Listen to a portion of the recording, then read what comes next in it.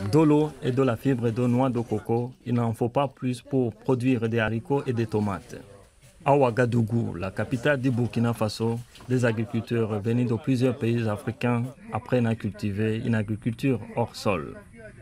Adjaratou Sanogo s'est lancé dans l'hydroponie il y a quelques années et elle avait remarqué qu'à certaines périodes de l'année, l'approvisionnement en légumes était insuffisant sur les marchés.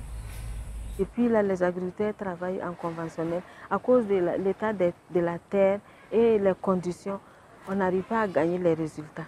Souvent, il y a des producteurs qui produisent, ils n'arrivent même pas à se nourrir d'abord, n'en parlons même pas vendre pour les autres. Donc je pense qu'avec ça, comme on a plus de, c'est plus précis. On apporte ce qu'il faut et ça nous donne plus de fruits.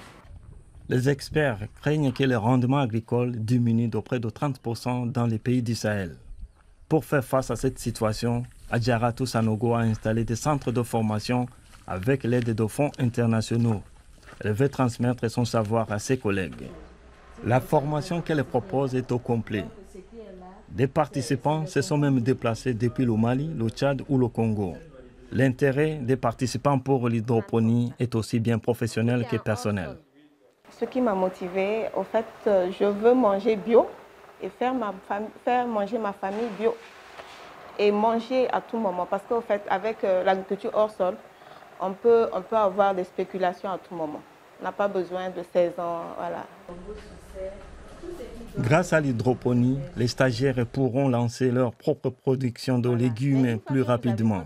Cette formation spéciale leur coûte l'équivalent de 10 € et ils sont nombreux à allonger leur séjour pour prendre plus de cours. Nous avons choisi 4 mois pour la formation. Pourquoi? Parce que les productions, les cultures durent plus ou moins 4 mois. Donc, durant ces 4 mois-là, ils vont pouvoir apprendre toutes les étapes de la production. Voilà. La pratique est tout aussi importante que la théorie. Des billets d'argile, de la fibre de noix de coco ou un compost organique, ces 3 substrats biologiques peuvent être utilisés à la place de la terre. Dans la serre, les tomates peuvent même pousser pendant la saison des pluies et elles peuvent être récoltées régulièrement. Bientôt, des tomates, des oignons et des piments pourront renflouer les étals d'un magasin bio. Il fallait vraiment créer un canal de commercialisation des légumes biologiques pour les permettre d'être récompensés à juste valeur par rapport à ce qu'ils font comme travail. Non seulement en utilisant les intrants organiques, ils protègent l'environnement, en utilisant les intrants organiques, ils protègent également la santé du consommateur et eux-mêmes leur propre santé qui est le producteur. Mais de nombreux Burkinabés n'ont pas les moyens de consommer quotidiennement des produits bio. Même en milieu urbain, ils sont nombreux à produire leurs propres légumes. En ville, de petites parcelles sont encore réservées à cet usage. Mais cette tradition perd du terrain, ce qui inquiète la municipalité. Les entreprises de traitement des déchets ont quant à elles une opportunité à saisir, car elles pourraient approvisionner les potagers urbains en compost bio. L'agriculture hors sol offre beaucoup d'avantages pour le Burkina, notamment dans son contexte.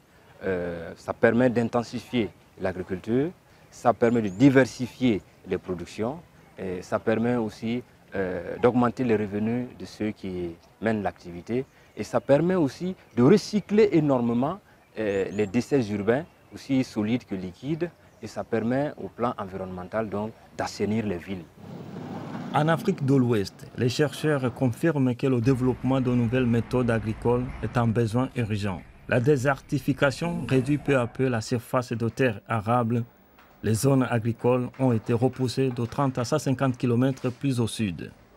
On a un lien direct entre production agricole et sécurité alimentaire. D'accord?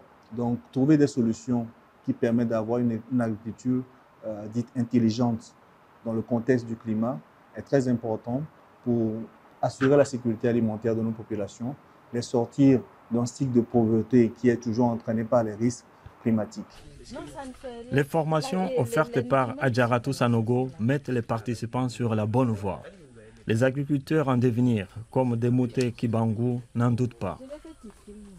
Je vais retourner, j'ai un petit espace dans lequel j'espère pouvoir reconstruire une petite serre de 30 voire 50 mètres carrés Mais l'objectif à long terme, c'est aller investir dans mon pays d'origine, qui est le Congo.